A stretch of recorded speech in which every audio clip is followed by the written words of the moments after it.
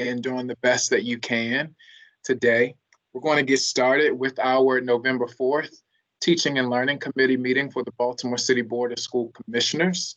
Of course, I'm Ronald McFadden, and it is a pleasure to be alive and well today as we are doing the best work that we can possibly do for our children and our communities.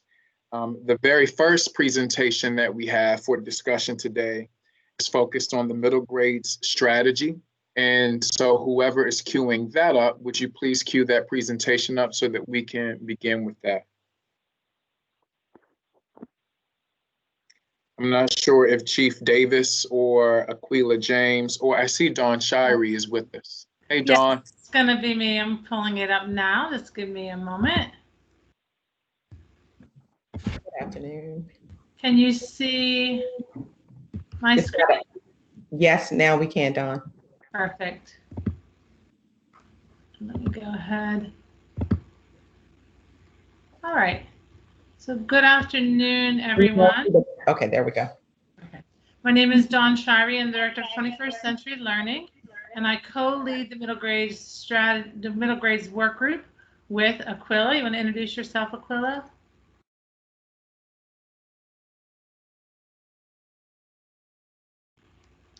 With Aquila James, Director of Academic Strategy, and Beth Sappy, Director of Mathematics, will also be joining us for this presentation. I apologize. I think I was on mute. Good afternoon, everyone. I'm Aquila James, Director of Academic Strategy. Happy to be here. Thanks, Aquila. Absolutely. And Beth will be chiming in and supporting as well for the math portion of this. So as you know, we had started the middle grades work group back in the 17-18 school year. And we're going to share updates around the initiatives that we started at that time. However, our goal is to really make sure that we include opportunities for students to really have high quality programming at the middle grades level across the district, and so that students have equitable access to strong programs to really excel in all ways within the middle grades. So we had 3 core initiatives that we brought to you previously that we're going to give you updates around today. And we're also going to share some next steps around where we're going and how we're continuing to improve middle grades. So right sizing the middle grades, the Algebra Access for All, and then the seminar model. In terms of right sizing, this initiative was to really try to get as many schools as possible to be 3 to 4 section schools at the middle grades. As you know, this is incredibly challenging because we have very small K-8 programs in the district that have small middle grades components. And so we're going to take a look at where we are now with that, but we've been slowly trying to get closer to this 3 to 4. So moving up to 2 or more sections is where we're headed to start with. This will really help for teachers to specifically plan and teach for 6th grade math, 6th grade literacy, that type of thing, instead of planning across 3 grade levels and potentially even multiple content areas. It also allows us to focus in on content certification for middle grades and to allow the school to have a big enough population to have additional resourcing for interventions and supports and electives and all the things we know we need to really address the whole child. To do this, we've looked at this through the annual school review process to really identify schools that may need to be merged, that may need to have different grade configurations. And a lot of that is in coordination with the 21st Century Buildings program as well. And so you'll hear me mention some of those pieces throughout. So we're going to take a look at 3 sets of data. The first one is around the K-8 schools. And you'll see here that the number of schools that we had, these are traditional schools, was at 57 back when we started. We're now down to 50. And we looked at schools that had less than 100 students in 6th, 7th, and 8th grade, and then to schools that had 1 to 150. And so we're now down to only 1 school that has less than 100 students in the middle grades. And that school is Guilford, and it is part of the 21st Century program as coming before you to merge with Walter B. Carter. Walter B. Carter is a new 21st Century school, which happens to be one of the 13 schools in this 100 to 150 range. So by next year, well, we should have 0 in this less than 100 range. and we'll have only 12 here. And these numbers fluctuate a bit as enrollment changes, but you can see that we've significantly reduced the number of schools in these smaller areas. Still have a lot of work to do here, but we are beginning to address this issue. In terms of traditional 6 or 8, we only have 3 in the district: Stadium, Booker T, and Vanguard, and they remain over 150. Again, we would want to continue to grow these programs. 150 is still small, but they are all well over that, with Booker T being the smallest of the 3. So again, continuing to build those programs up, but they are falling a bit higher than the others. And then we do have 6th through 12th grade schools, and we are now down to 4 6th through 12th grade schools, and 2 of the 4 have 100 to 150 students.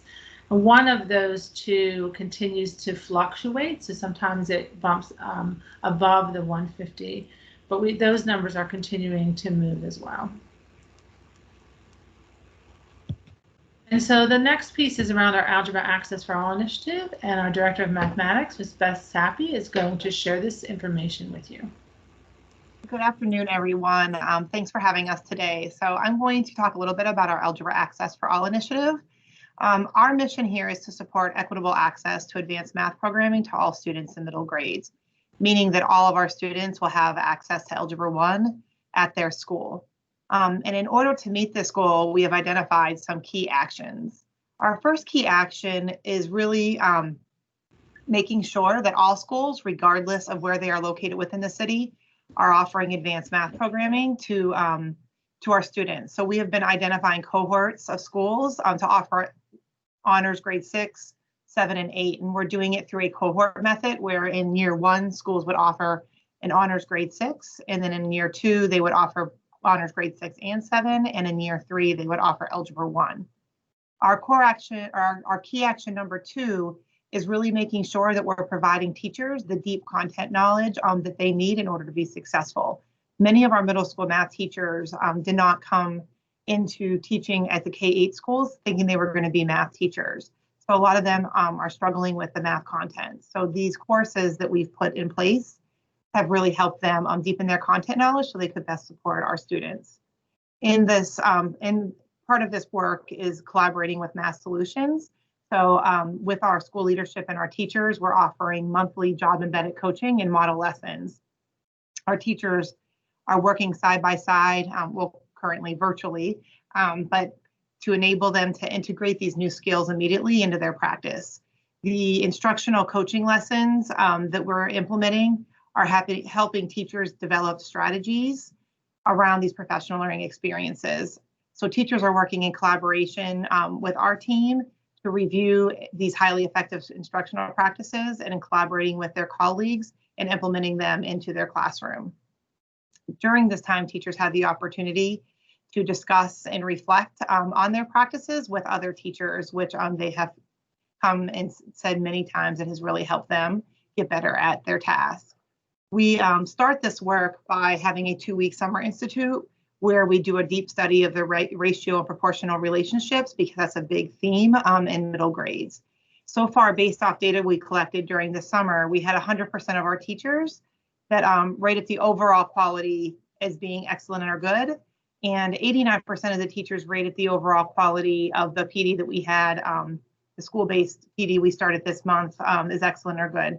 In our last session, we had 33% of our teachers agreed and 67%, which makes up to our 100% strongly agreed, that the sessions were supporting their work to increase student learning. So that has been a lot of the work we're doing around helping support our teachers to best implement the honors and advanced math. The third key action is around offering a praxis preparation for teachers so they can earn their secondary math certificate.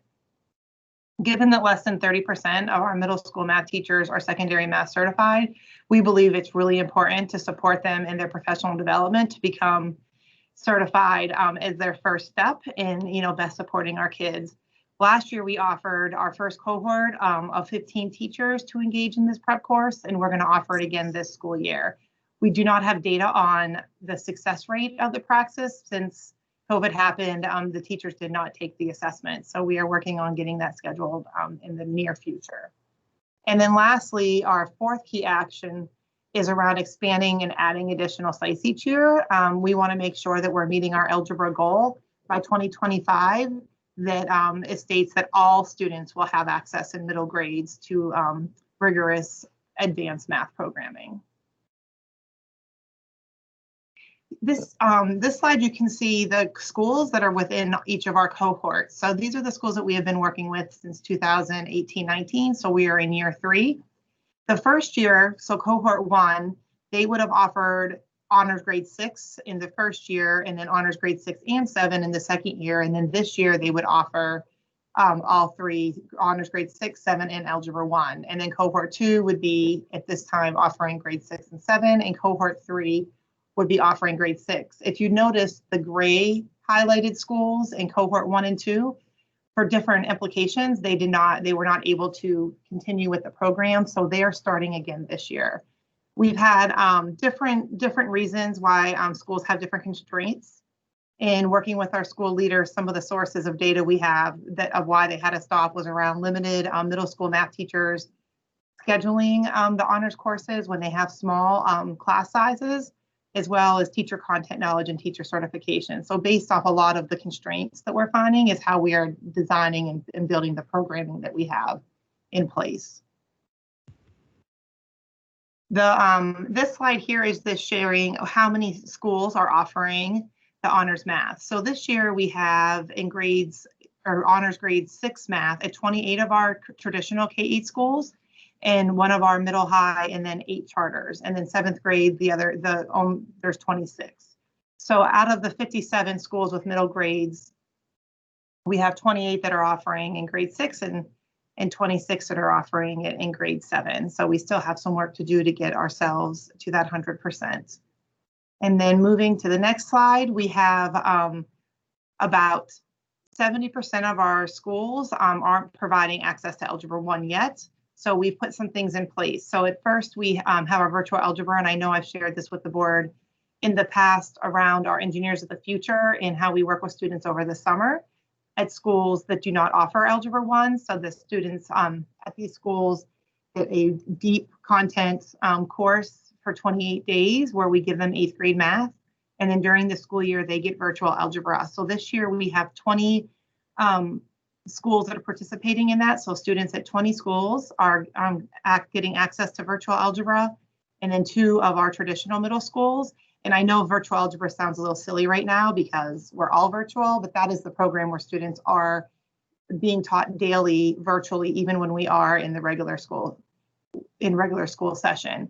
And then on top of that, we have on site, we have 19 schools that are offering it traditionally. So that is currently virtual, but that typically would be the on-site teacher.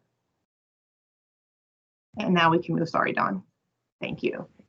So this is just an image of where we started. In 17-18, you can see that we had honors algebra 1 in some schools and across the district, but it's definitely not equitable across the different community indexes. So although we have a way to go to ensure all students have access to Algebra 1 in middle grades, we have come a long way. So if you see here in 17-18, we've offered traditional Algebra 1 in 18 schools. That was including both traditional and charters, and then offered virtual algebra at 10 schools.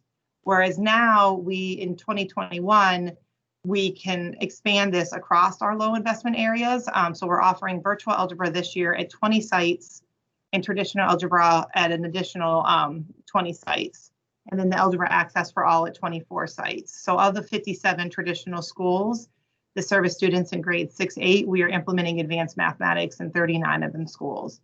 So we are on our way to meeting that goal of getting all access to all schools by 2025. And then the last slide here is just a comparison of where we've been. Dawn, thank you. From 17-18 to this year, 2021. Thank you very much, Beth, for sharing that information and giving such a detailed description of this work. Our last initiative for middle grades is around the seminar model, and this initiative was to create a cohort of schools to implement A seminar model, much like an advisory, that would occur 15 to 20 minutes at least 3 times a week, and to provide ongoing training and resources to the middle grades teachers at the identified schools. We started that implementation in the 1920 school year for schools that were intensive sites at that time. And for the middle grade staff, they had some training and a resource booklet to implement those practices. And it really was around having a model for starting off the day with a greeting, with breathing, a greeting, with prompts that align to the CASTLE framework, and then having a closure piece. That booklet was shared more broadly to all schools in the 1920 school year that had the middle grades, and we're continuing to share it as requested. We're now putting that model into the larger overarching whole child initiative, because as you know, that initiative has begun to grow and expand. So we're looking at this piece now a little bit more broadly. And that gets us to our next steps. So we're continuing to look at school size as part of the annual school review process, and really make sure that we're moving towards that right sizing of middle grade programs. And we're doing that in a multitude of ways, looking at 21st century schools, looking at opportunities to merge, looking at opportunities for grade configuration changes, those kinds of things. And we're also looking at what is the support for Algebra 1 Access for All. Later on, you may have budget asks later in the year around summer programming for students for this program, around virtual honors teachers, really making sure that we're able to continue this program so that all students by 2025 will have access to Algebra 1. And then looking across the board at how we can really address the whole child in the middle grades, in all grades, but we know the middle grade years are especially challenging. And so how do we make sure that they have the right kind of academic programming? How do we make sure that we're addressing their emotional needs? And so we're trying to look at that. This work group has representation from a variety of offices. So we look at this collectively to make sure that we really are supporting our middle grade students in a different way. So if you have any additional questions, you can ask them at this time, and this is the contact information for myself and Aquila as we co-lead the middle grades group, which is a very large group of very bright folks across the district. Thank you. Thank you, Dawn, and everyone that presented today. First, I want to start with that and thanking you all for the work that you all are leading.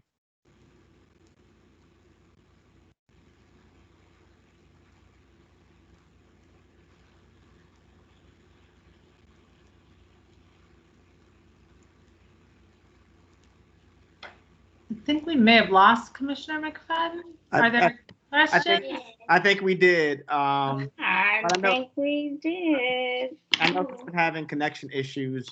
So we can, I don't know if Commissioner Roberts, you had any, oh, there he is. Okay. Commissioner McFadden, we lost you, but I know, we're in the digital age, right? And I'm not sure what's happening, but thanks for the presentation.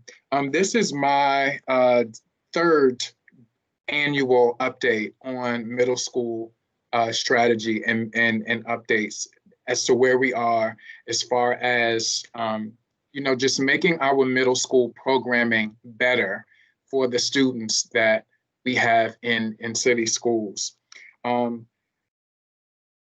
This presentation was very focused on mathematics from what we were presented with today and what is in the presentation.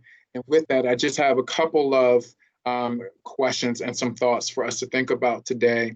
With the access for all, those cohorts, those Algebra access for all cohorts, are we now gathering proficiency data for those students that are in those cohorts? So for example, if they're now in the third year of the cohort being there, are we gathering how students are meeting success as a result of them being in those programs? Are we doing that? And do we have access to that information? Yeah, so we are monitoring that. So I know our virtual algebra, the students that performed on their MCAP 2 years ago, since we didn't have that last year, was the same, actually to the same percentage of the students that are taking Algebra 1 traditionally, so that had the advanced programming all through middle school.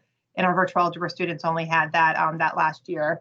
This year, because we didn't have MCAP, we didn't present that data, but we do have data from prior years to show that the programming is working. So our students are doing the same, if not better, than our regular schools that have been offering it, which is really exciting. I think the biggest work is really making sure that the schools have the access to offering it, because like what Dawn said at the beginning, how the middle grades having such small schools, at a lot of the schools, they're having a hard time implementing the program. Sure, and I appreciate the access, our young people having the access, but I'm also interested in knowing how successful those students are also.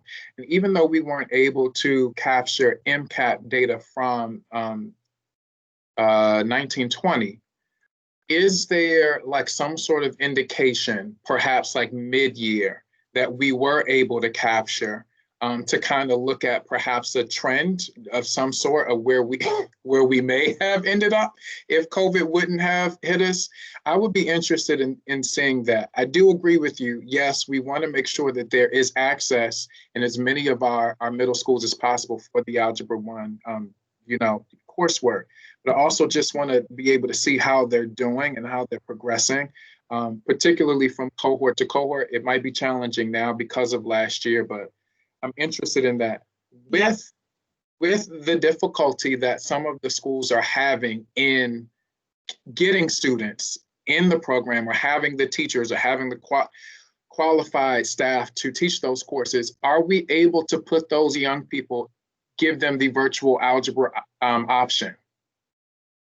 Yes, absolutely. So that is one of the reasons why we are leveraging virtual algebra. So that grant with Engineers of the Future is over, but the district did grant us funding to make sure that we could continue that program to support students at schools that still don't have Algebra 1.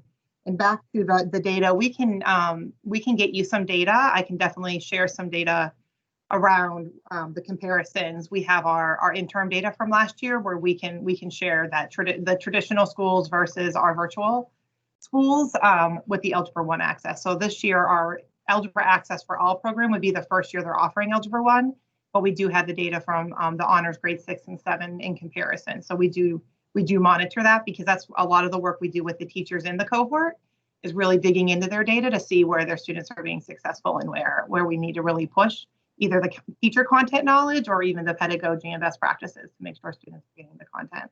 Sure, and I appreciate the work that you all are doing with offering the praxis, like praxis prep. But I also want us to be mindful of the praxis. It's great for certification, but it doesn't always capture the skills that our teachers need to grow the capacity of our young people.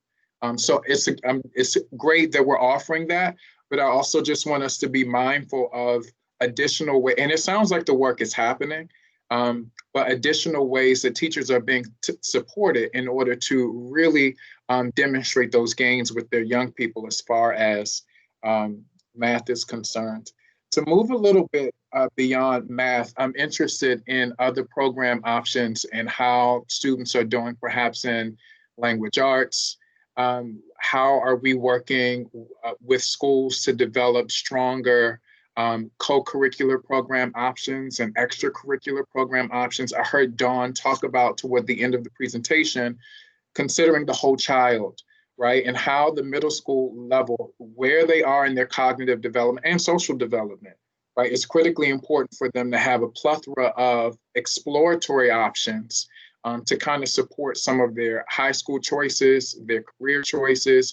In previous years, I know that we've received information that may not have been attached to this presentation, but maybe something that Dr. Pfeiffer does with the plans that happen at the middle school level. So we start, I think, maybe 6-year plans. I think it may be 6-year plans, I think it's a plan that they start in the middle school grades. And we're tracking those plans throughout their duration. I would be curious to hear a little bit more about that in a presentation like this, when we're thinking about middle grade strategy, because I know Dr. Pfeiffer does bring that up from time to time. Dawn, I saw you unmuted. Were you going to chime in? Yeah, I was just going to say that they do start those plans in the 6th grade. And I see Rachel is jumping in the chat as well. And they do have a trajectory of programming that the school counselors, which have grown tremendously in terms of school counselors in our schools, that actually help to implement kind of an instructional piece to support those students and that exploratory piece around career. So that is happening, and Rachel's office is continuing that. The other piece you mentioned was around ELA, and I know that there is a secondary math kind of group that is continuing to look at secondary ELA group is continuing to look at secondary ELA programming. So that is also happening. And then we are also looking with the whole child group at how do we continue to address emotional supports for all students, but is there anything unique that needs to happen in middle grades? And we've been talking also with Tiffany Bird around how we could potentially expand things like middle grades sports programming. So all of that is kind of in the works, and each of those offices are continuing to expand, but it takes time, right? And one of the key pieces that Beth mentioned that is important is it's very different in terms of resourcing that a school that has, you know, one 6th grade class, one 7th grade class, one 8th grade class, what they're able to do, and even the number of students they have for sports programmings or for advanced math class or whatever that may be, compared to a school that has 3 sections, 90 students or more at each grade level. So again, they may seem disconnected, but all of those initiatives and right sizing our programs really do help us to provide that additional resourcing. I just wanted to make sure that, you know, that's all on the radar. Those are all things that are being addressed, but it's going to take time to really get there. Thank you, Commissioner Roberts.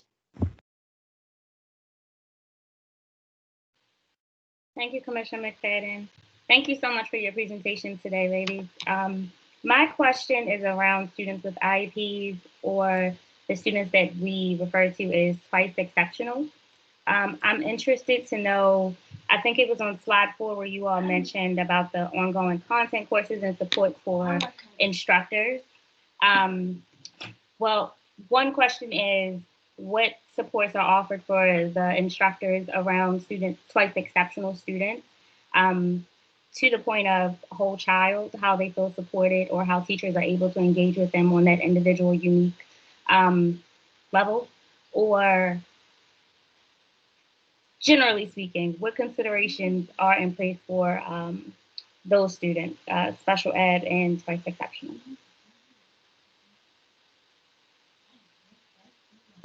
Are you speaking specifically for honors programming or in general?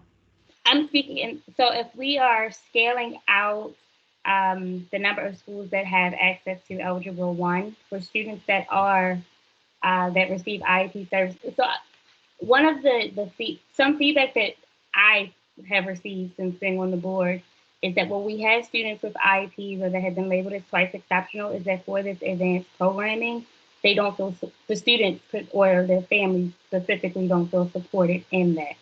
And so my question is, what supports are in place in terms of what you all listed for slide 4 of continued support and ongoing content for the instructors, for teachers?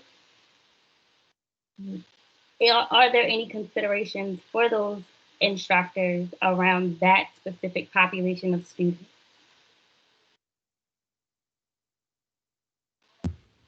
So Beth, I think the question is around for the training for the honors math and Algebra 1 content, what is being done to support teachers around differentiation and other strategies, specifically for students that are twice exceptional and have a strength in math, but may have other areas of need.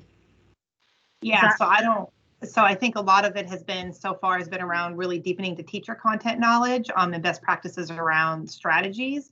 We haven't in this specific session got deep into that, but we do collaborate with our MTSS team around professional learning for all teachers. So although today we're talking about one specific professional learning community, we do offer sessions to support that, things like that with our MTSS folks during our ongoing professional learning opportunities for teachers that happens ongoing. And I think that they have a presentation next. I'm not sure if that's what it is, what they're going to be discussing today, but there's a lot of opportunities that we are really working on that, as well as small groups. So a lot of that comes out during our small group sessions. Okay, thank you, Beth. I just wanted to lift that point in this conversation, is that is something that comes up frequently, is around support from instructors in the classroom, being able to offer that individual support to students that are able to do the work but need additional support. And then our instructors, our teachers, having the confidence in knowing that they can offer that unique relationship, or that unique, that specialized, individualized, that's the word, individualized experience with each student. So I didn't get that. That was my sorry. I definitely think you're going to hear more about that in a moment. There's also a professional learning community that's happening through MTSS and special ed around, it's an online learning PLC, and it's happening around different ways to implement online learning for our students, and they touch upon it in there as well. So you're going to hear a lot more about that in the next presentation that goes more deeply. It's not just focused on Algebra 1, but it's on all of our learners that have special needs. Thank you. For the sake of time, I'm going to send some additional thoughts in so that we can keep track with our agenda and stay on time. But I do want I want everyone to be mindful and think about the next time that we receive a update on middle school. I know that there are several pieces working together, not just in math, but with the whole child, and not just there, but with ELA. Language arts. I'm really curious to see more about students' progress in language arts, in addition to the co-curricular program options that are in our middle schools. I'm interested in seeing that. I'm also interested in seeing how, if these, I know that at least one of the middle schools, at least the traditional ones, are community schools, but even in the K through 8s, I'm curious to know how the community school coordinator and what is the community school's approach to perhaps polling students and families on program options, extracurricular program options.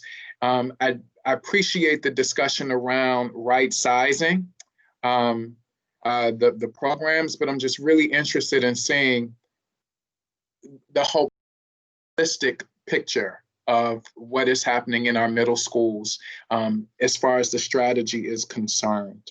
But I will send those in, and thank you all. Chief Davis, I see your hand.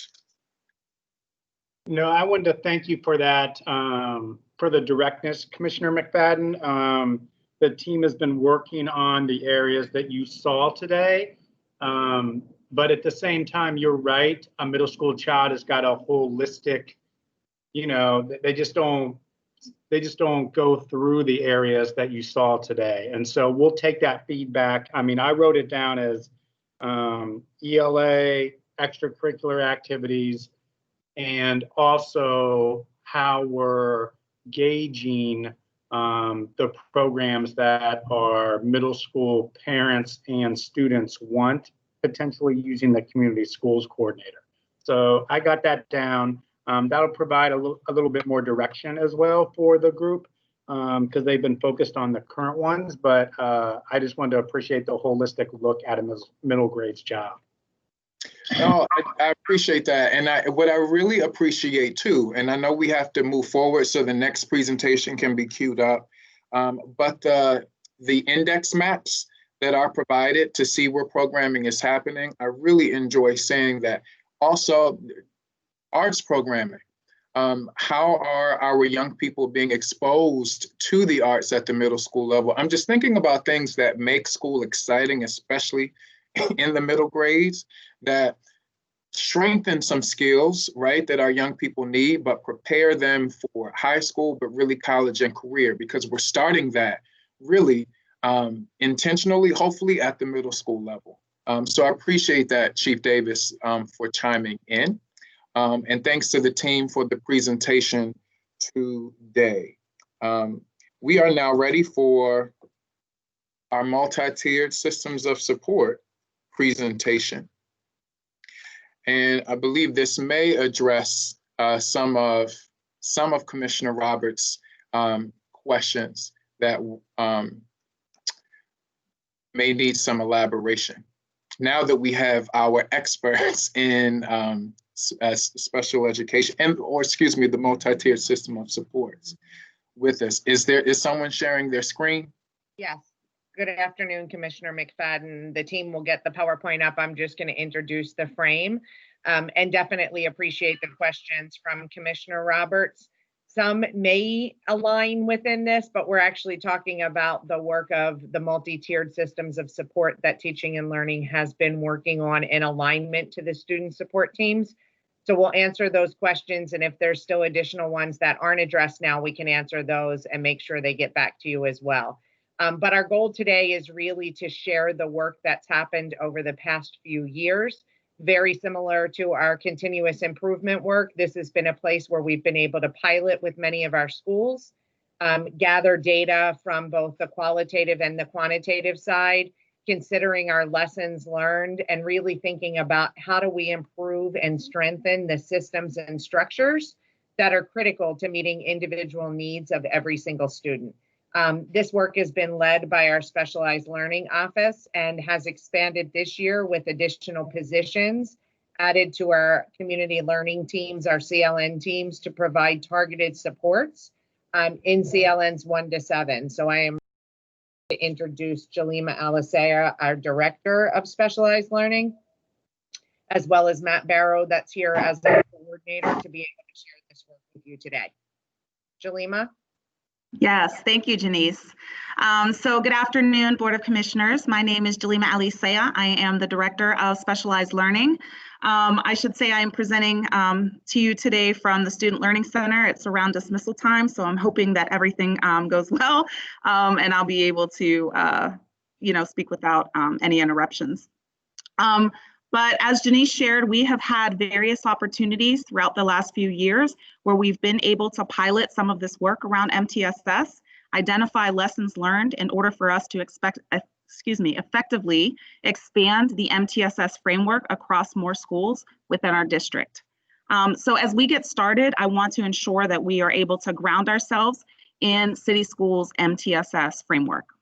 So a multi-tiered system of support, MTSS, builds the infrastructure and capacity to support the differentiated needs of every student through data-driven decision-making, coordinated instruction, intervention, acceleration, and enrichment supports for all students.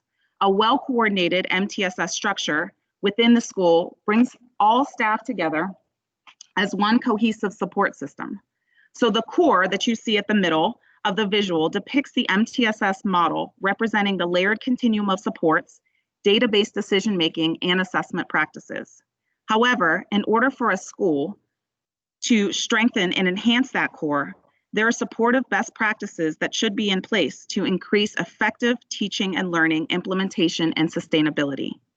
Those factors are shared leadership, family, school and community, and climate and culture. In order for the MTSS framework to be successfully implemented in a school, certain conditions must be in place. They are represented as essential factors that are the basis for implementation of layered supports. So this afternoon, we will discuss our strategy to expand this work in CLNs 1 through 7. And of those 7 CLNs that are receiving supports that are aligned to an MTSS framework, 1/3 of those schools primary focus will be to strengthen the climate and culture to prepare for MTSS implementation. As you can see on the outside layer, we have shared leadership, which enables schools to utilize an effective model to plan and implement initiatives with integrity and accountability. Leadership teams with shared decision-making authority build ownership and investment in supporting school progress towards common goals at all levels. Then we have climate, which are those surface level goals and structure, and then culture, which is deeper. Those are deeper level changes that encompass individual values and beliefs, traditions and norms, and leadership. The goal is to create an environment where everyone feels as if they are a valued member, they feel safe, have equitable access to all activities, and all staff share responsibility for all students. Family and community and school includes sufficient opportunity for collaboration with our families and our community as active partners in improving outcomes for students. MTSS integrates academic and social emotional behavior supports and services in a seamless system of layered continuum of supports known as tiers. The 3 tiers are a continuum that is fluid as the student's level of need dictates their level of support. Student movement is determined through a collaborative decision-making process, which is based on data and data analysis. This process is a continuous cycle used across content areas, grade levels, and all 3 tiers. Comprehensive assessment practices, including formative assessments, universal screeners, progress monitoring, should be the data sources used to make proper instructional decisions for every student. So what is MTSS? It is an effective MTSS framework requires the use of data in order to problem solve to address the individual needs of all of our learners. MTSS supports schools with providing differentiated core instruction and very targeted intervention for all students. MTSS delivers interventions to students within a 3-tiered structure. Need-driven decision-making seeks to ensure that resources reach the appropriate students at the appropriate levels to accelerate the performance of all students for achieving academic proficiency. The central premise of this model is a recognition that students have varying needs and therefore varying levels of support will be necessary for all students to be able to be successful and to master grade level standards.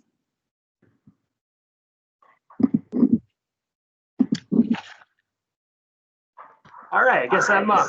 Good afternoon, everybody. My name is Matt Barrow. I'm the coordinator for MTSS. So thank you for allowing us to present our work today, and look forward to any questions you might have afterwards. So to kind of bring it all together here. So essentially, MTSS is a way to empower teachers that's going to ensure that each and every single one of the students that they serve in their classrooms gets the support they need as soon as they need it.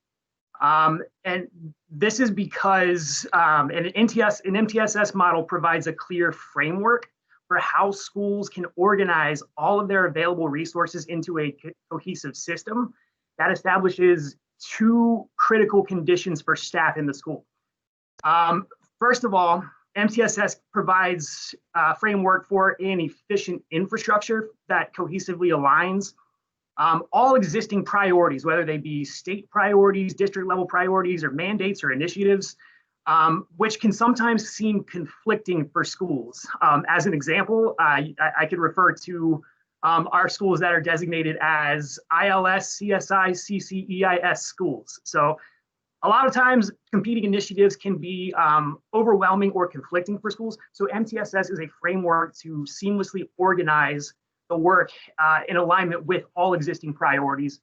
So that's the first thing that MTSS does. The second thing it does for schools that to empower teachers is it provides a clear and consistent process for identifying and providing all students with appropriate supports.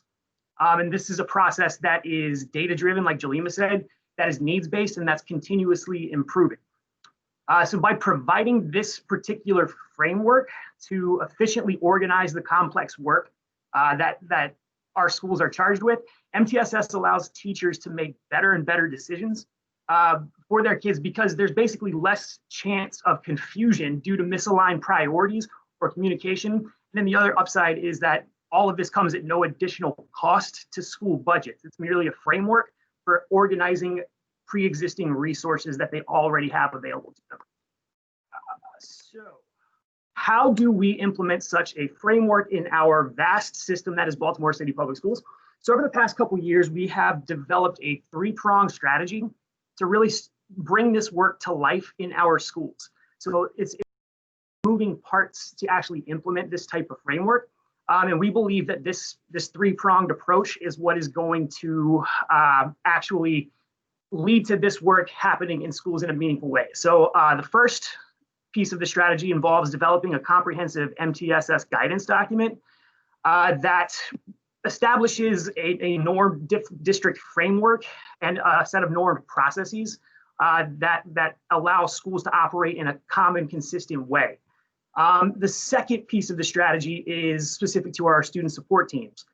So strategic improvements to these SST processes through updated guidance that explicitly aligns the SST component of our system to an MTSS framework, and I'll get more into that in a moment. So that's the second piece of the strategy. The third piece is deploying 7 new positions that are aligned to CLNs 1 through 7. These are called our MTSS liaisons, and they provide direct implementation support to groups of targeted schools within their CLNs. So by doing these 3 things simultaneously, basically we are creating the foundation as well as some targeted implementation pilots to actually bring this work to life. And then with the SST piece, that's a systemic shift that's well underway in communicating to schools at present. So by doing these 3 things, that's how we expect to actually make this work happen. So a little more specifically in each of these pieces. The development of our comprehensive guidance document for MTSS basically is going to serve as a roadmap for how schools can organize what they have in terms of resources and establish a core infrastructure that's going to let them maximize their efficiency in terms of how their entire organization is able to strategically support to all of their students.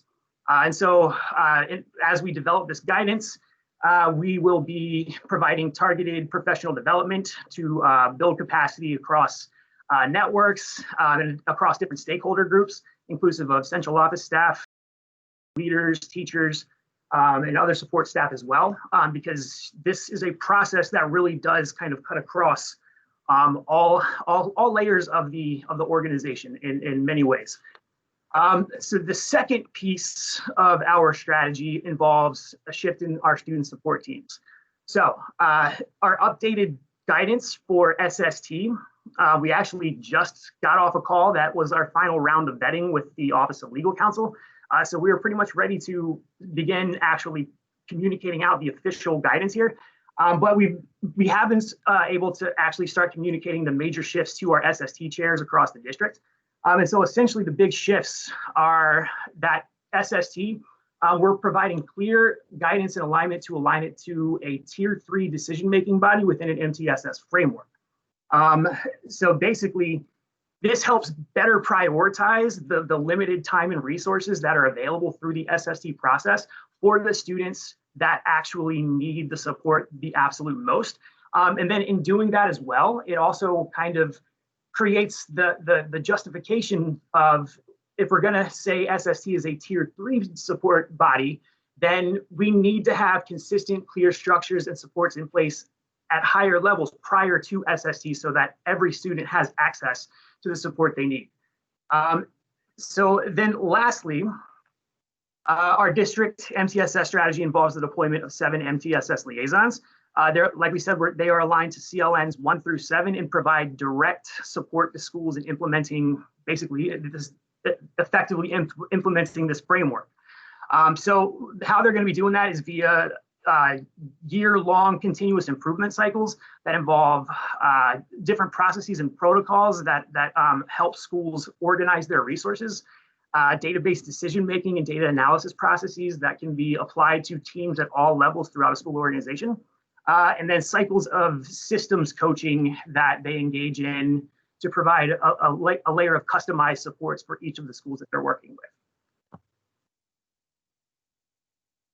All right, so earlier Jalima mentioned in her initial explanation that one of the core conditions for this work involves shared leadership as a fundamental piece of infrastructure that aligns organizations in a way that people are able to work common goals in a common way that basically just maximizes the efficiency by which a school as a whole is able to provide students with the right supports.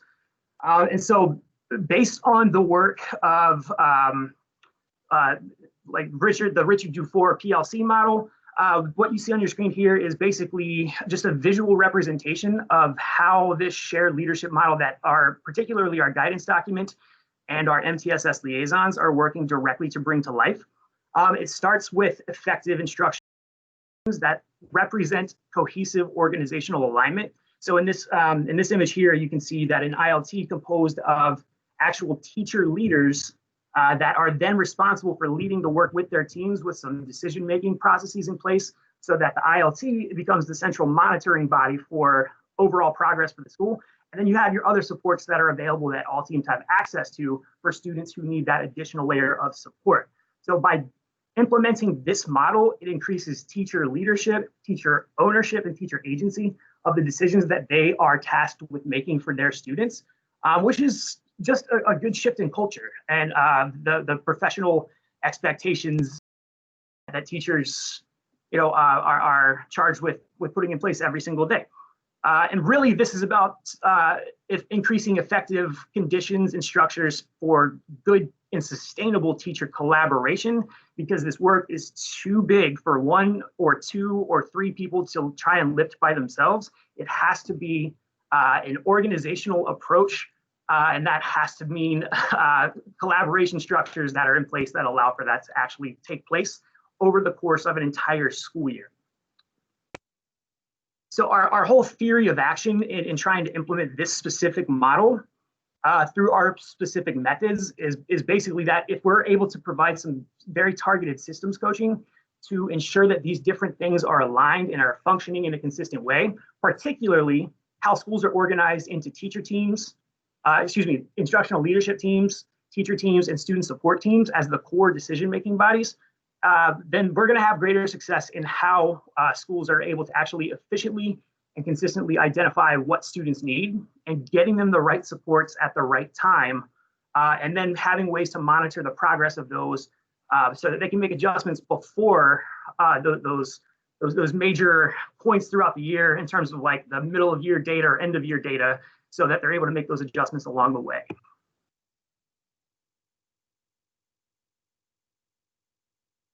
So I will turn it back over to Jalima now. Thank you, Matt. So why we believe our MTSS strategy will work. In school years 2017 to 2019, through our CEIS grant and funds from that grant, we were able to provide 15 schools with an MTSS, a CEIS MTSS coach.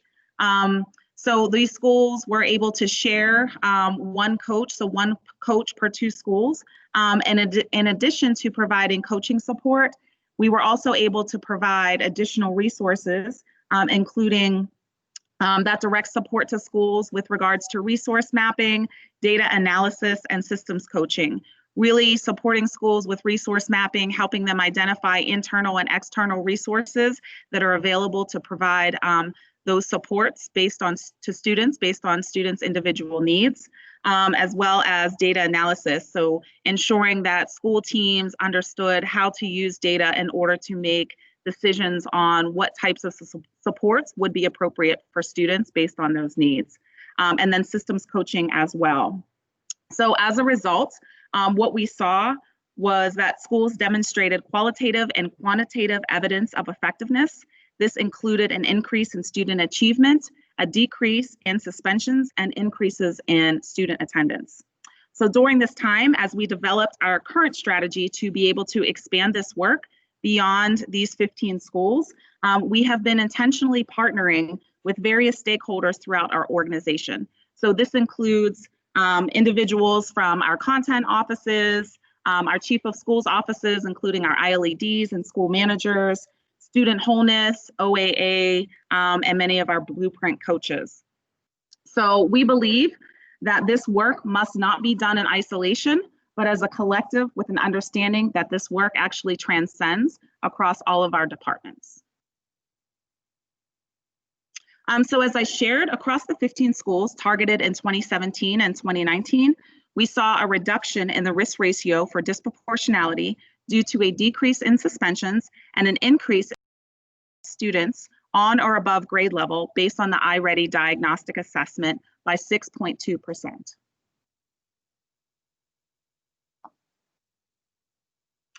We also collected qualitative data from our school leaders.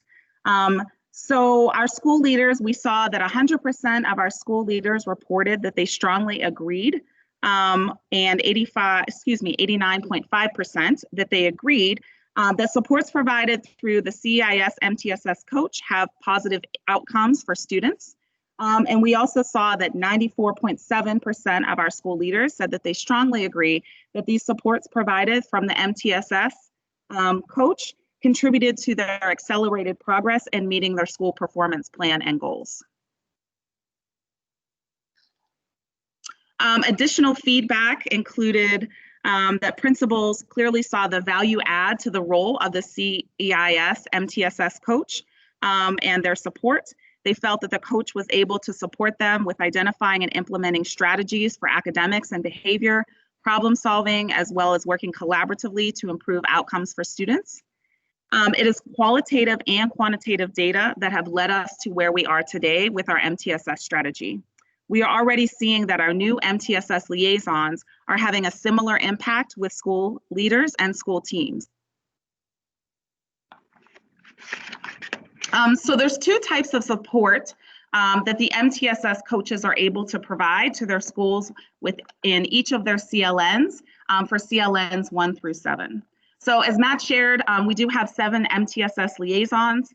We spent the summer onboarding these individuals so that they could hit the virtual ground running. And they, like I said, they're able to offer 2 types of support.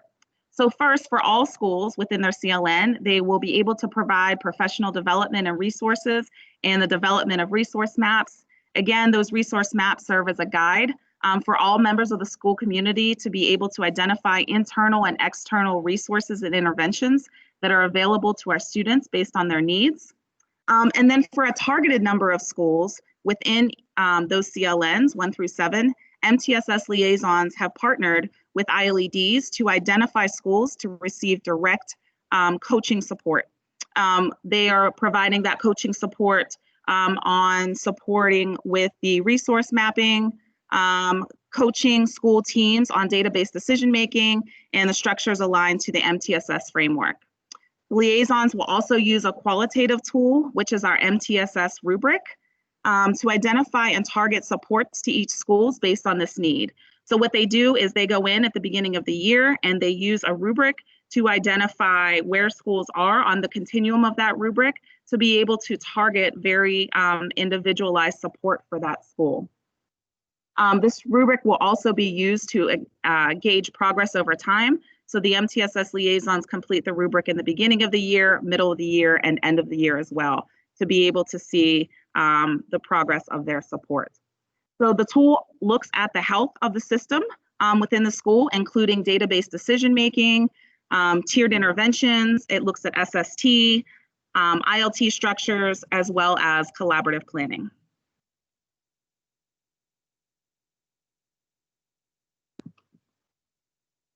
All right, and so I'll briefly get through these last few slides just to give a quick overview of what the process that our MTSS liaisons engage in to identify how they will support their schools, both in consistent ways and in customized ways.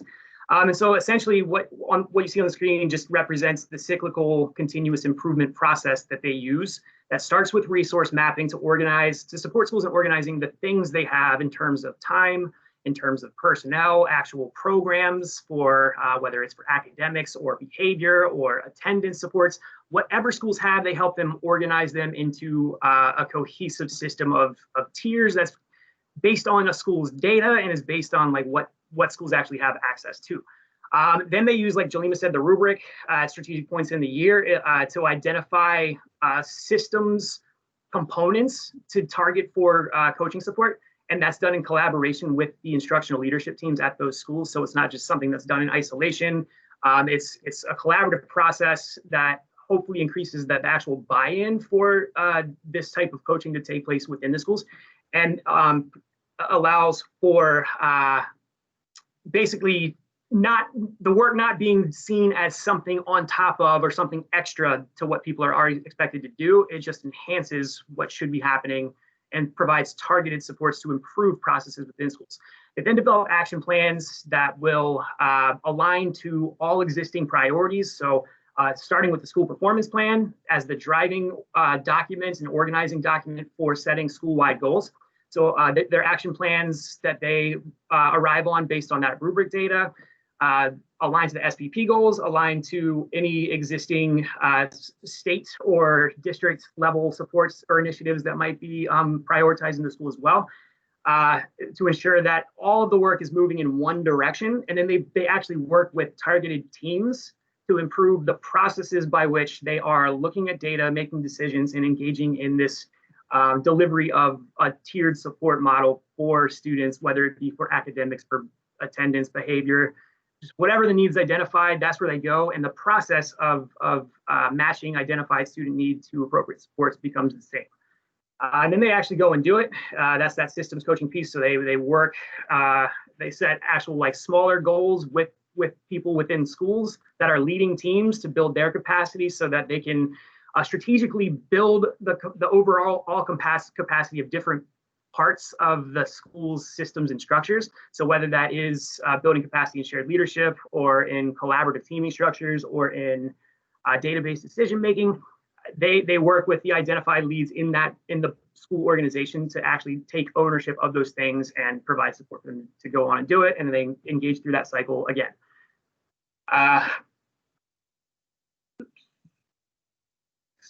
So our expected outcomes. So basically through a combination of consistent and regular qualitative process measures,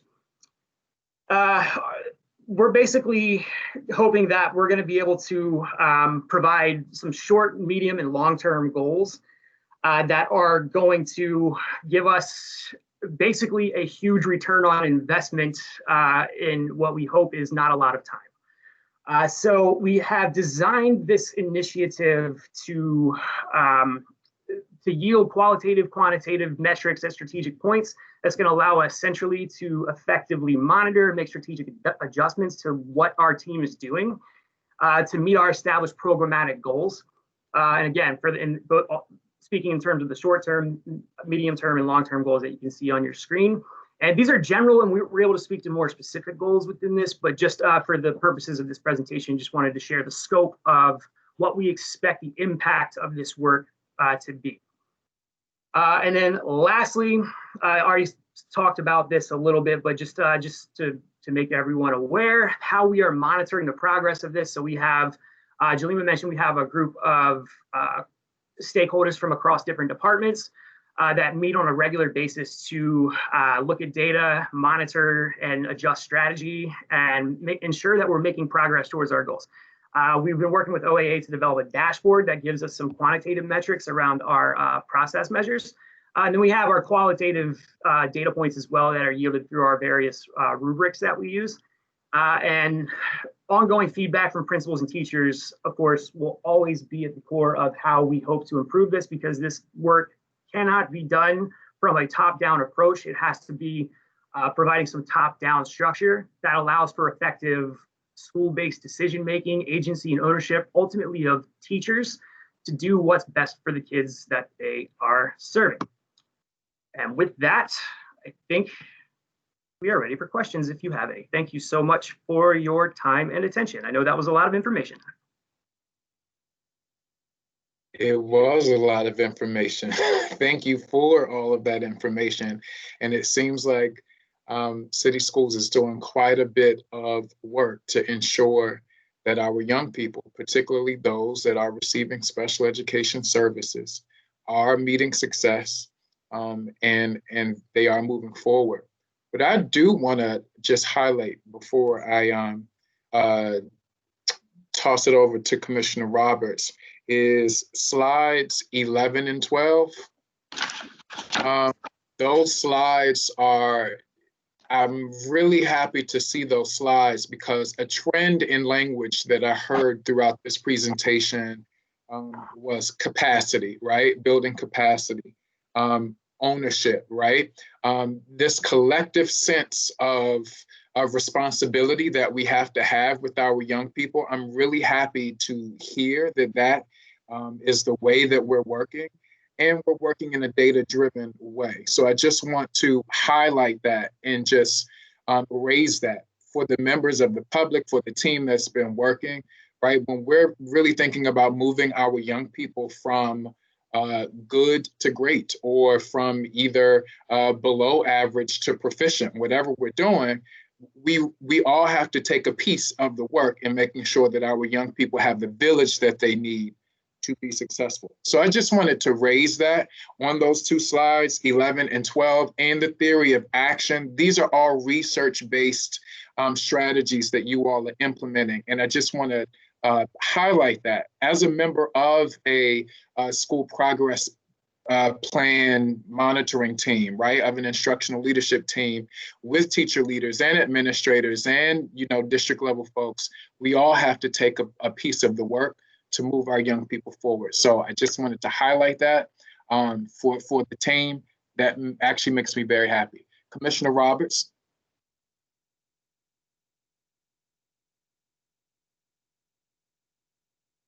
We'll wait for you. We'll give the teacher wait time. There you go. Okay, it's delayed on my side whenever it unmutes, and then we go this back and forth game of muting and unmuting. Thank you so much for your presentation. That added a bit more context to the question I asked during the previous presentation. And I'm not sure if you all were on for that one. I just wanted to lift in today's presentations just the supports that are in place for students that we refer to as twice exceptional, and that also or are receiving special education services, and what supports are in place for the teachers to provide that individual instruction to them, because that was some of the feedback that we were getting on the board around students not feeling accommodated, that were capable of doing work, but not feeling that they were receiving that accommodation that or the supports, rather. I don't want to say accommodations, the supports that they needed to be most successful with the work. So this is new, this is exciting. So thank you for your presentation today. Thank you, Commissioner Roberts and Commissioner Fadden. If I could just add one point of clarity. So my department, Specialized Learning, we really have two sides, right? We have MTSS and SST, and then we also have Specialized Learning. And so our presentation today around MTSS, that includes all students. So we're not just talking about students with disabilities, but really ensuring that we are thinking about how we're using data in order to make decisions and align supports for all students, regardless of whether you are a student with a disability, you are a struggling student, you are a gifted and talented student, you are a twice exceptional learner, you are an ESOL student. So just really ensuring that we're using data to make those decisions. That, like I said, that also includes students with disabilities. But then on the other side of my department, I have specialized instruction. And specialized instruction, we partner with our content teams to be able to provide very targeted and strategic professional development to all of our teachers, general and special education teachers, around how they ensure that they are meeting the needs of students with disabilities by implementing specially designed instruction. So to answer your earlier question, Commissioner Roberts, we do partner with content offices to provide professional development on how to ensure students with disabilities are able to access content. We do that during systemic PD. We also have other professional development opportunities for all of our teachers. I think Don Shirey also mentioned we are doing PLCs as well as AU courses. PLCs really help bring teachers together, special and general education teachers, so they can talk about those best practices in meeting the needs of students with disabilities.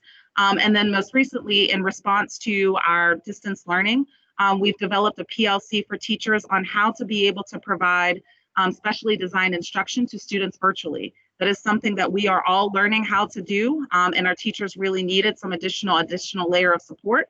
So we are providing a semester-long PLC for fall, and then we will repeat it again in spring for our teachers so that they know how to do that in a virtual space for our students with disabilities. The reason that we are continuing in spring is even when we get back in brick and mortar, there's a lot that we can learn from the tools that are available to be able to support students with disabilities. So we need to be able to take that back into the classroom, back into those brick and mortar buildings to be able to continue to ensure that students have access to technology to really help them be able to not only access their grade level content, but just those tools and supports so that they are able to continue to be engaged and continue to make progress. So just a point of clarity there. No, that is a great point of clarity. And I think, in fact, it would have lended itself really well to have been added into the presentation, because while you all are doing the work for all students, that is a specialized or two different specialized groups of students. And just for the general public to know the great work that you're doing for all students would be very advantageous to include in a presentation like this today. But thank you so much for adding that. I'm curious to know how COVID has impacted the work happening with MTSS, and how are we currently working through those particular challenges that our current COVID context has brought to our work? Yeah, so I can start. It was very interesting onboarding new individuals to a very new role virtually, but we were able to do so. We had a 3-week onboarding process, and folks were able to really dig in, and we were able to build their capacity to be able to support the schools. We knew it was going to be a challenge, especially to develop relationships with our school leaders, trusting relationships, because a lot of this work does require the school leader to invite you in and to ensure that you have that trusting relationship. So we just did a lot of work around coaching. We did some work around the Nordstrom Way to help them understand how they are able to serve school leaders. And so what we're seeing now in most of our schools, and I would be remiss if I didn't say also support from the ILEDs. The ILEDs have been very supportive in making sure that school leaders were open to the support and really understood what the support meant from the MTSS liaisons. And so what we're seeing as a result of that is these MTSSLs are starting to build these relationships with our school leaders. They have been able to attend virtual ILT meetings. They are attending virtual collaborative planning meetings. And I think, another value add is that they are additional resource for the school. So really at the onset of the year, just really kind of digging in where they could, supporting especially with attendance and student engagement. That was a value add to our schools, and our school leaders, I think, really saw the potential and the benefit of those folks, especially when they were able to do that.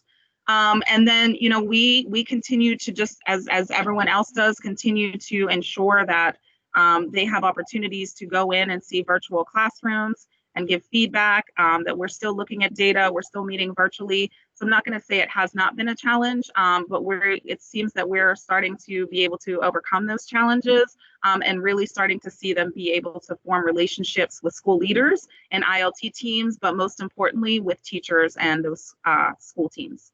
And I know that we probably run a little long, but one thing I do want to add to that is we're now starting to get our first round of qualitative metrics, data coming in around these processes that basically make up the systems and structures of how schools function. So via our MTSS liaisons collecting rubric data in partnership with their ILTs at their schools, that's going to give us a lot of information about what are the trends we're seeing in terms of the functioning of systems and structures that we then can centrally learn how to better support schools in a meaningful and impactful way, and then actually have establish some baselines and some targets for how to improve those both in the short term, medium term, and long term. So that's that next to what the baseline of student academic data is right now. To answer your question, yeah, COVID was a curveball for every single human being on this planet, right? But I think our process is applicable in such a way that we're able to still do all of these things as we initially planned. Because yeah, the best practices are still the best practices for collaboration and in terms of structuring organization, database decision-making, and then thinking about how to cohesively align processes through that. So very, very optimistic about what we're gonna be able to do over the next school year. I appreciate that. There are some upcoming updates to this committee, and I would be curious to see if we can embed some of this MTSS work in them. Not to add anything on, not to add, right? But I'm just thinking about, for example, next month we have an ELA and math strategy support and performance update. I think it could be, that update could yield some more dialogue around MTSS, in addition to the June Teaching and Learning Committee meeting, where we receive a special education update. I think that those could be some additional opportunities for us to hear how this work is embedded into, the overall district strategy in raising student achievement, if I'm making sense. Absolutely. Yep. Thank you. And then finally, I just want to know a little bit more about the CEIS grant. Can you all talk about that? Because I'm not really clear on that grant. And will we be able to, does the grant end? Are we out of that grant? And will the work continue even if we don't have that particular grant funding source? If you all are following the question. Absolutely, great question. So I can start. So I mentioned the alignment of the MTSS coaches in the grant for 2017 and 2019. Right. In 2019, the grant, the strategy in the grant took a shift because we were identified as being disproportionate for other areas. And we, no longer had the MTSS liaison or the MTSS coaches then aligned to that grant. I know the Office of Special Education worked closely with Student Wholeness to really revise the grant based on additional updates. And like I said, the shift in the grant with a focus on additional areas of disproportionality. And so those liaison or those coaches were not a part of the grant any longer as it was rewritten. That work is still going on, and that work right now is with the Office of Special Education in partnership with the Office of Student Wholeness. And Dr. Brooks and Dr. Warren are leading that work with the CCEIS grant. Because now, like I said, it took a shift and now it's comprehensive coordinated early intervention services. So that's one of the reasons that we knew we saw the effects and the impact of these MTSS coaches aligned to that grant, and the fact that we weren't able to align the coaches to that grant anymore. We knew we had to identify another strategy to be able to continue and as well as expand that work. But that work is still happening, and it is with the Office of Special Education and Student Wholeness. Perfect. Thank you. Thank you for that. Commissioner Roberts, do you have anything additionally? No, Commissioner McFadden, I do not. Now, Jalima, do you pronounce your last name Alicia? Alicia. Alicia. I won't get it wrong ever again. Miss Alicia, thank you. And to Mr. Barrow, correct? Thank you so much for your presentation and all of the team members that have been working on presenting this to our committee today. Thank you so much. Thank you. Thanks for having us. I believe that Commissioner Sykes has joined us. Good evening, Commissioner Sykes. Good afternoon. Yes, good afternoon, good evening. Okay, Commissioner Sykes. So what I'm going to do to keep us moving on the agenda, if you have any questions about anything, we'll come back to those questions about those first two presentations. Is that okay? That's fine with me, thank you. Great. Joe Vogel, I believe that we're ready for you in procurement. Yes. Good afternoon, Commissioners. I'm Joe Vogel, the Interim Director of Procurement. There are 2 items on the procurement agenda today. The first item is a contract with Equal Opportunity Schools. They are a nonprofit. They provide support to school leaders to identify and enroll students who can succeed in advanced placement or international baccalaureate courses, but are not yet enrolled for systemic reasons related to race or socioeconomics. The total estimated contract is $150,000. The contract term is November 11, 2020 through June 30th of 2021. Thank you, Joe. Dr. Pfeiffer is the author of this, and you might be able to answer it too, but I'm just curious to know. I think this is great, by the way, this particular program and letter coming to us. I'm just curious to know how the schools were chosen for the program.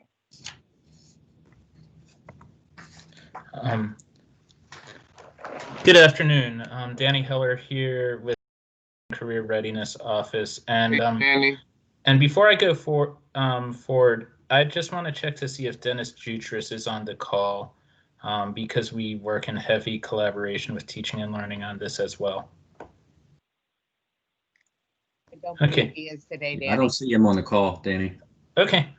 So Dennis is our AP lead, and I believe what he did is first looked for schools who traditionally may have underrepresentation in AP classes from our most from some of our disadvantaged groups, looking at an equity lens, and then he simply had conversations with the principals to see who would be willing to take this program on, and that's how we selected the schools. And are we just okay? I'm fine with it. I would like a little bit more clarity around the selection of the schools, and based on the money that is being asked for. Did we miss any schools? Are there some additional schools that we potentially could include in a program like this that I think could be beneficial to young people? Yep. So my understanding is that the contract with EOS is support to leadership teams in order to recruit students into AP programming. So there's a maximum based off of the amount that we are allocated for the grant that is funding this work. We are allowed a maximum of 15 schools for this work. Thank you. If possible, I'd just like to know a little bit more about the selection process. I appreciate what you offered today, but before, if possible, before we vote on this on Tuesday, if we could get just a little bit more information on how the programs were selected, I'd appreciate that. Absolutely. Thank you, Janice. Thank you. Commissioner Roberts.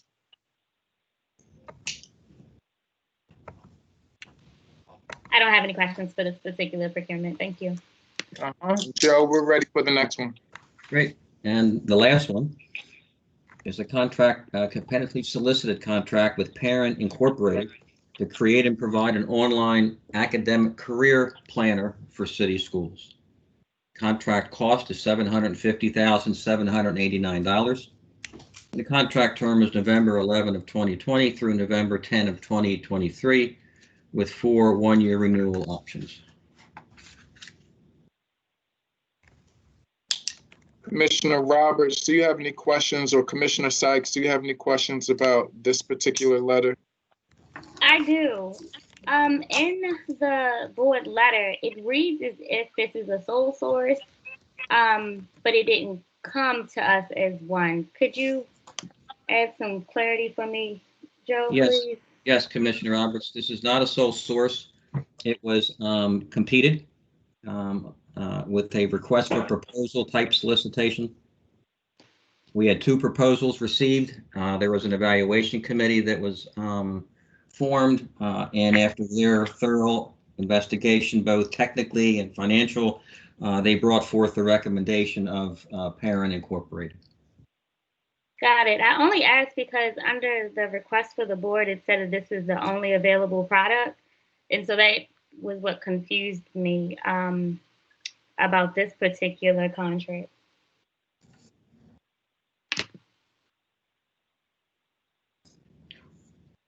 Well, maybe Rachel can speak further to that.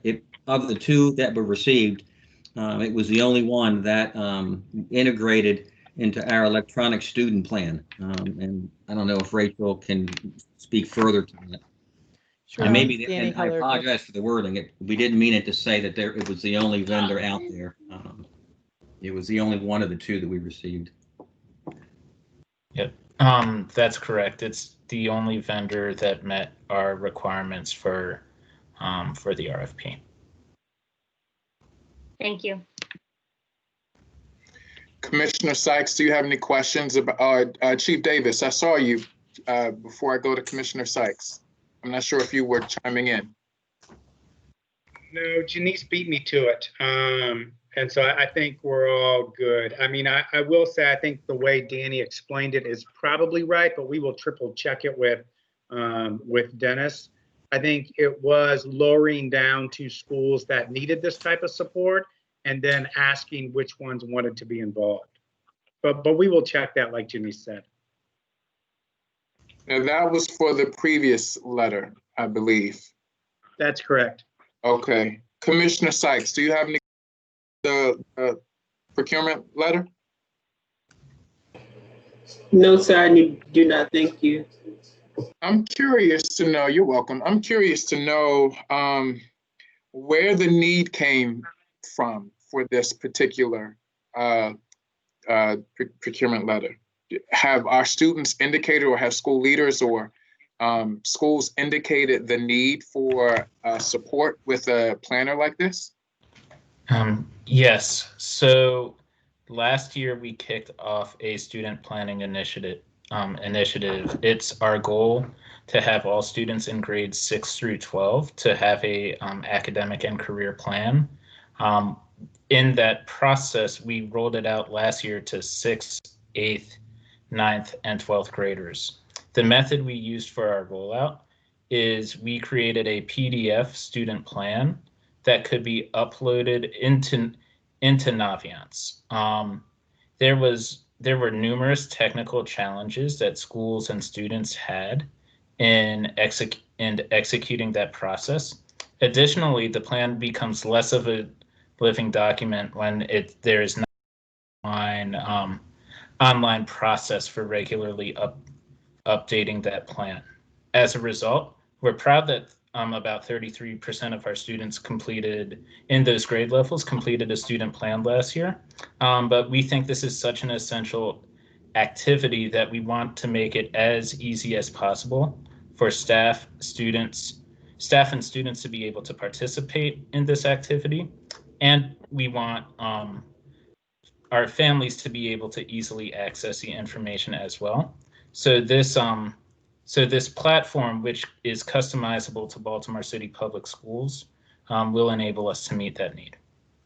I appreciate that, Danny. Can, if possible, before the full board is approving this on Tuesday, can we add a little bit more of that context that you just provided in regards to our student population being included perhaps in the evidence of effectiveness as a description of why, or perhaps even in the request of the board? If we could just hear a little bit more of that information in the letter, I know that my board colleagues would also appreciate a bit more of that context in this letter also. Yep, absolutely. I appreciate that. Thank you. Thank you. And that concludes the procurement agenda, commissioners. I appreciate you, Joe. Thank you so much. You're certainly welcome. Everybody be safe. You as well. We are now moving into the public comment portion of our agenda, and we have 5 speakers today. So we are first going to start with Matthew Beigel. Is it Beigel? Did I pronounce that correctly? Yeah, close enough. It's Beagle. Beagle, I want to be clear. So Matthew Beagle, you're up. Because we have a few speakers today, we're limited to 3 minutes apiece. Okay. So I wanted to speak on the issue of possibly closing the agriculture program in city schools. I was going to present a few key points in all that the agriculture program offers. And also I had sent, I think I sent 19 letters in the folder of support to Mr. Gant and Miss Lawrence as well. And so I made like a list of, or not ideas, but like things that happen in the classroom that I think might go unnoticed. So at the beginning of class, so I teach at Reginald F. Lewis High School in Northeast Baltimore.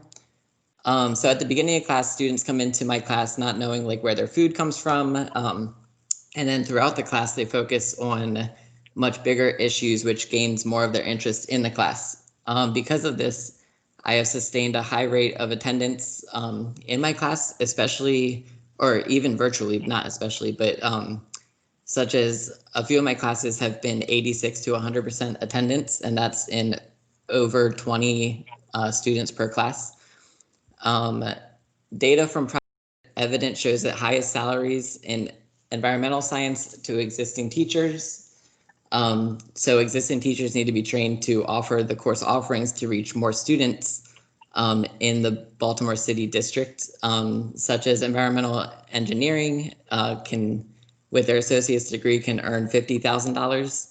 And agribusiness can earn $60,000 with their bachelor's through the University of Maryland Applied Ag Certificate Program.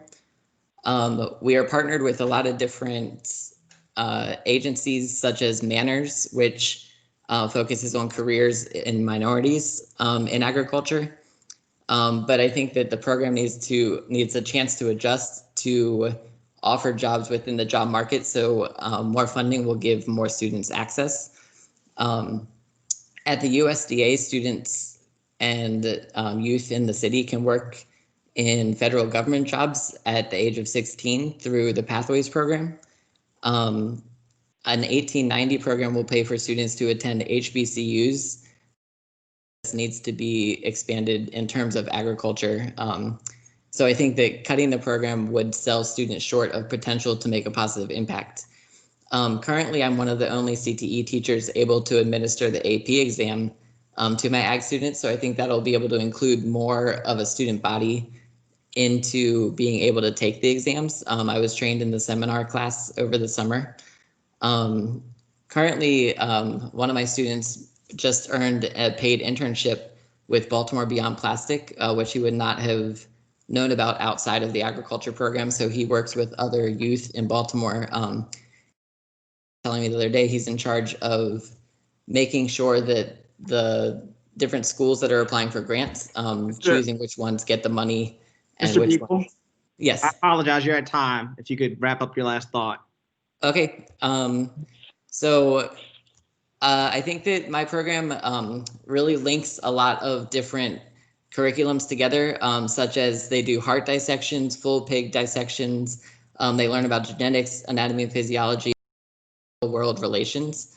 And through the program, they can get a lot of different internships and scholarships and grants to push forward to college and then be able to get a fulfilling career in agriculture. Thank you so much for that, Mr. Beagle. And I know that the letters and the information that you sent, we'll be able to really read those to make sure that we get even more of the perspective that you all are providing today. So I appreciate you being with us. Thank you so much. Okay. In addition, real quick, we did have and the reason why I really want to hear, but there are 4 additional folks, and I still need to hear from our student commissioner today. All right, thank you. So no worries. And please, if you have additional thoughts, just send them to Mr. Gant, and we will get those. Okay, great. Thank you. Thank you. Thank you so much. We have Suzanne Zilberfarb. That's me. Can you hear me? Did I pronounce your last name correctly? You did. Wonderful. We can hear you. Go ahead. Oh, wonderful. Well, hello, everyone, and thank you for the opportunity to comment tonight. My name is Suzanne Zilberfarb, and I'm the Executive Director of the Maryland Agricultural Education Foundation. We promote agricultural literacy and opportunities for agricultural education, and we support Mr. Beagle in the ag program at Reginald Lewis. We believe that now is the time to double down on ag education in our schools. The opportunities for meaningful and good-paying careers in Maryland agriculture are endless, and they start with a solid foundation of ag education. In the greater Baltimore area, there are more than 3,750 farms that produce more than $400 million in output each year. Each of these farms relies on a support system that multiplies the number of careers, from veterinarians and vet techs to nutrient management planners, nonprofit organizations, farm credit loan managers, crop protection specialists, equipment repairmen, extension people, education people, inbound salesmen like fuel equipment and feed reps, and then outbound salespeople like restaurants, groceries, and vineyards. Baltimore City's ag science programs have enabled a new generation of students to explore the many careers available and prepare for careers and college through a number of established programs. Baltimore City's own urban ag movement has been growing by leaps and bounds, creating a new generation of entrepreneurs who are also working on social change, building economic opportunity, providing fresh local food in the city's food deserts, and empowering children and adults to take charge of their health through nutrition. Through the USDA Pathways program that Mr. Beagle mentioned, students become interns for the federal government as early as age 16. Through the Department of Defense Smart Scholarship program, students in environmental science are eligible to receive full tuition plus $250,000 and guaranteed employment with the Department of Defense. There are paid internships available at Great Kids Farm and numerous opportunities provided through Maryland FFA. For students interested in state-level programs, the University of Maryland offers the Institute of Applied Agriculture, which prepares them for work, an associate's or bachelor's degree in agricultural studies. Statewide, there are at least 13 colleges and universities in Maryland which offer ag or environmental studies. For students interested in Earn While You Learn, the American Landscape Institute will pay for 80% of the student's tuition at CCBC to earn an associate's degree in sustainable horticulture while gaining valuable on-the-job experience. According to the National Chicken Council, the broiler industry on Maryland's Eastern Shore employs more than 6,800 people, with jobs paying an average of $52,100 in wages and benefits. The environmental engineering tech role has more than 7% growth and an annual salary of $50,000 a year. The agribusiness contractor role has over 7% growth rate and a salary of $61,000 a year. Excuse me, Ms. With these opportunities, Zilberfarb, sorry, you're at time if you can wrap up your thoughts. And just so everyone knows. Oh, okay, sorry. It was my last sentence, just to say that with these opportunities available, it is incumbent upon Baltimore City Schools to expand the number of opportunities students have to study agriculture and environmental sciences. Thank you. Thank you for that. Mr. Farmer Chippy, are you with us? Yes, sir. I am very here and present. It is good to see you. How are you? If I complain, I'll be ungrateful. There's plenty to complain about, but it's been good. Thanks for asking. Absolutely. All right, you're up. You've got 3 minutes for us. Oh, okay. Great. Well, good afternoon, everyone. Thank you very much for the opportunity to present. I shouldn't have to say much about this thing because everyone on here knows what's going on. Baltimore City has finally gotten a representative at the Maryland Farm Bureau, at the American Farm Bureau level, to fight for agriculture in the classroom. That's not an easy thing. It's not easy at all because this is a time when we have a chance to bring our children to their intrinsic nature. You see, the children in my neighborhood, all 2,000 of them, they come from backgrounds where they have grandmothers and mothers and fathers who are planting and growing food. So when I talk to them about it, it's very easy for them to grasp the concept. The only issue is there's a problem. When they come to my farm, they're comfortable. When they go home, I give them a plant, they're comfortable, but they can't follow up and follow through at school because the school doesn't accommodate for that behavior. It is up to us as educators in Baltimore to make sure we create an environment where our children can understand how to grow their own food and become self-sustainable. Everyone had an experience with the pandemic. Let's ensure our children can pivot into a sustainable career post-COVID-19.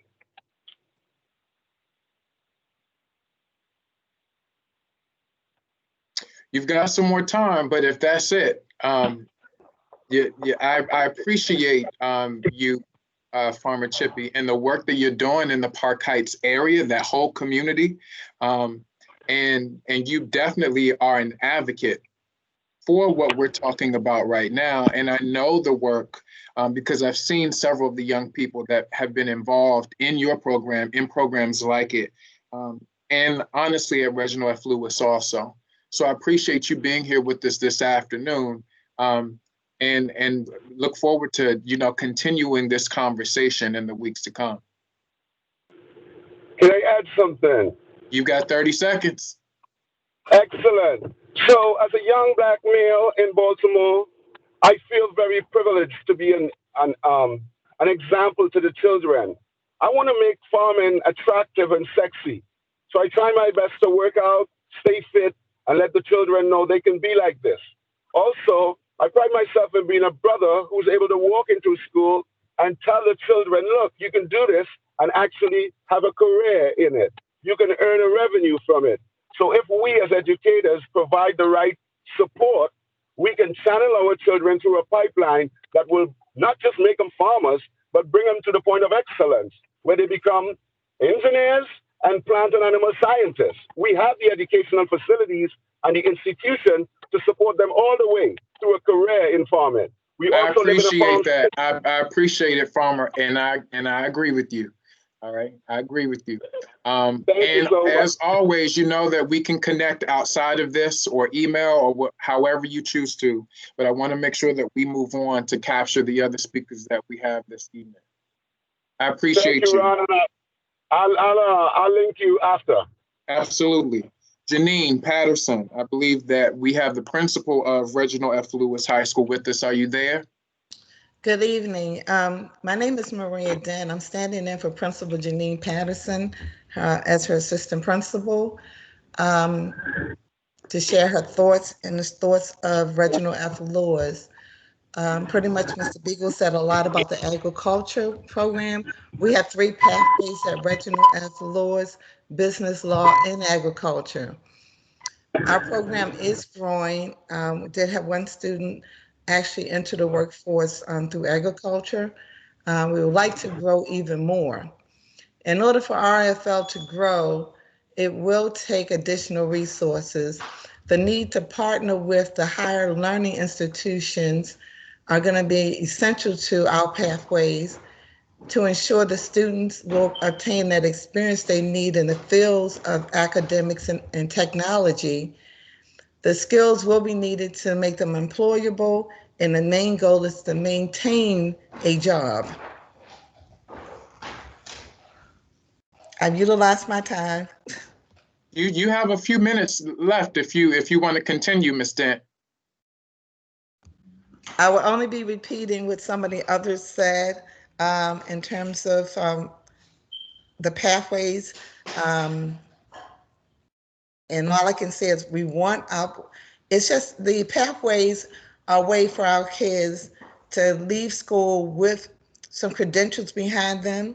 The pathways become certified, but that only happens if we have the consistency with the number of staff that's really needed to push the program.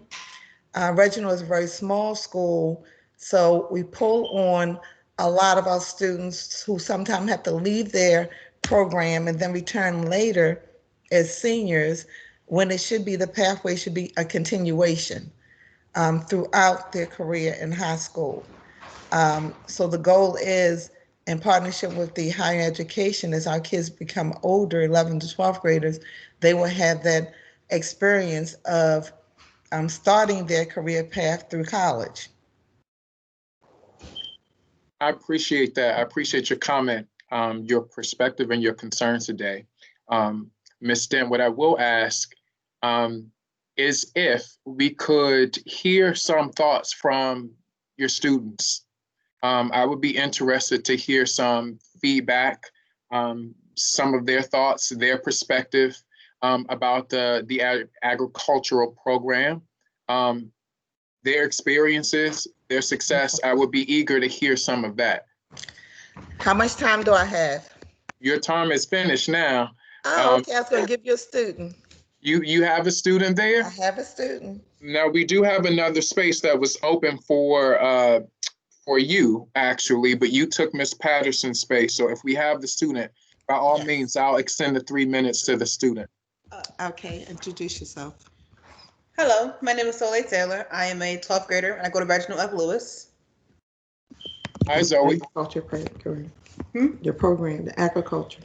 Oh, I've been in the agriculture program since my 10th year. I took animal science and biotechnology, and now I'm taking a research course on why agriculture is needed in the world. I recently finished a project on whether or not GMOs are healthy or not for people, because there's a lot of controversy between having GMOs or not having GMOs and what have you. Your career path. My career path is I am working towards becoming a veterinarian, and the agriculture program has been very beneficial for me for that, because I've learned a lot of the skills that I'm going to need later on. Okay.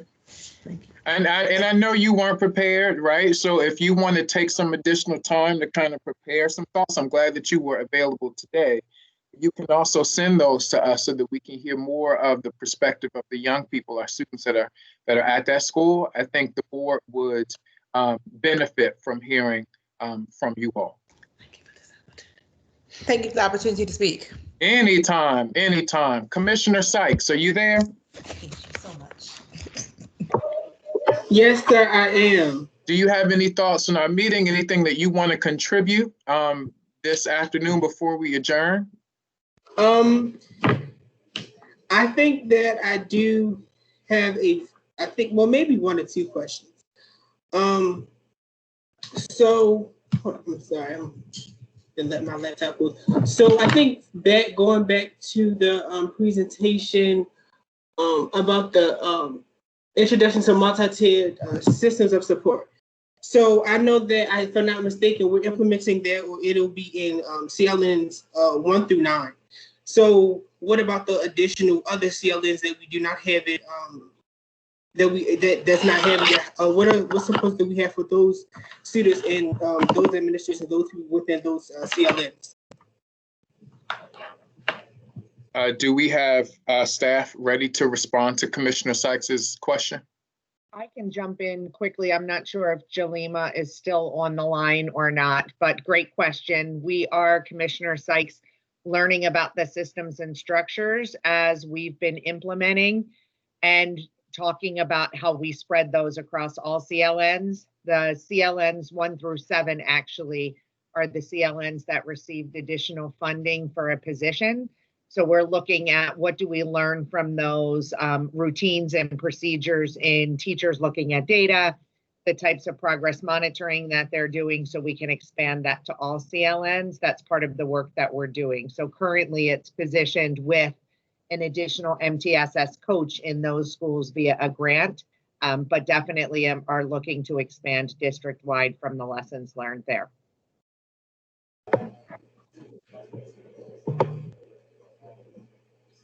Okay, thank you.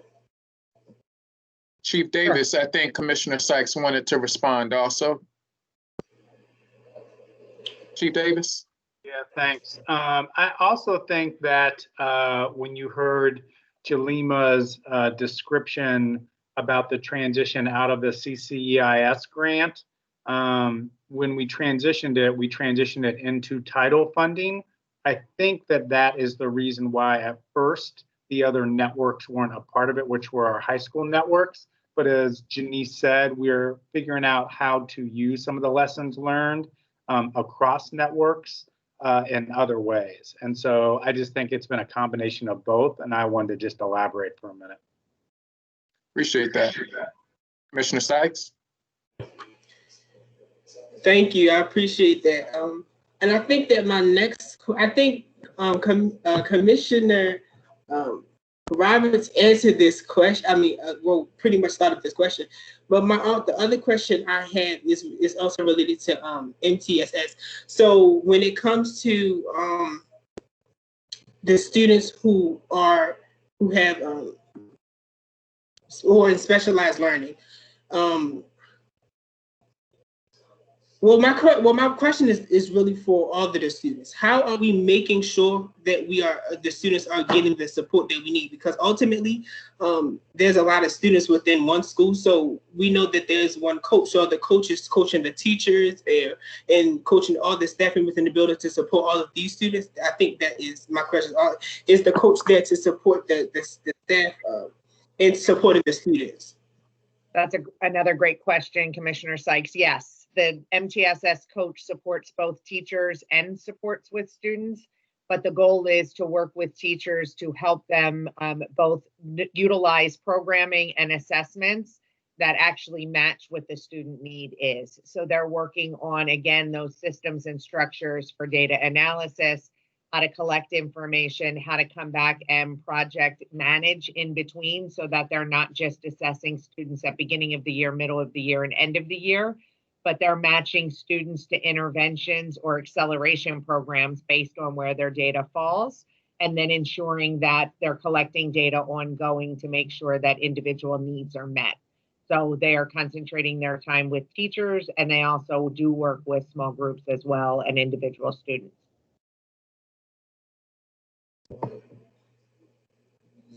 Thank you. I think that those were my only two takeaways. Thank you for the presentation. It was very much so helpful. But I think that was my only two questions that I had tonight. Great. Thank you. With that, our next committee meeting for the Teaching and Learning Committee of the Baltimore City Board of School Commissioners will be on December the 1st.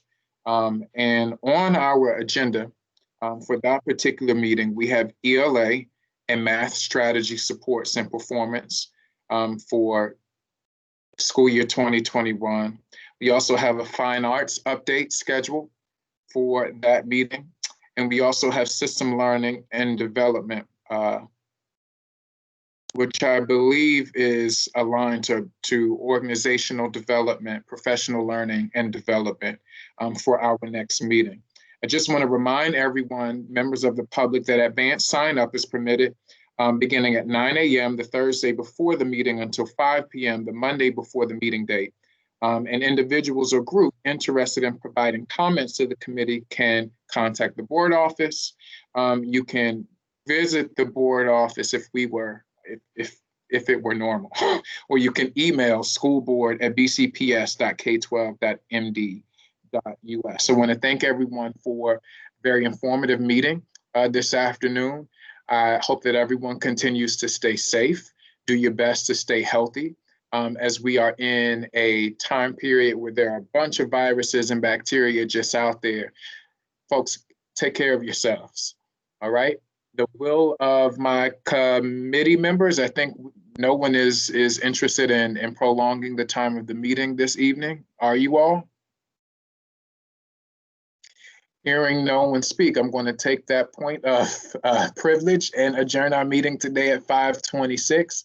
Everyone take care of yourselves.